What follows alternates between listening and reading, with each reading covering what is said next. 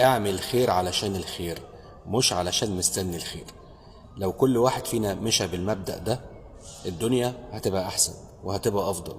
مش شرط تعمل الخير عشان انت مستني ان الخير ده يترد لك بعد كده، او بتعمل الخير علشان تنول رضا ربنا وتخش الجنة.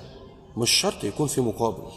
اعمل الخير لانك من جواك كويس وخير وطيب وجميل، وعاوز كل حاجة حواليك تبقى كويسة وبخير وجميلة.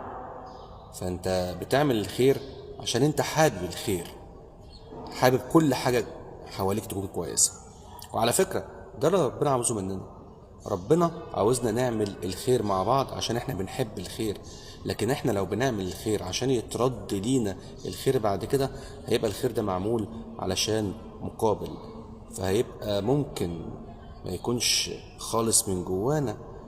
احنا بنعمل حاجة عشان حاجة، بنقدم السبت عشان الحد.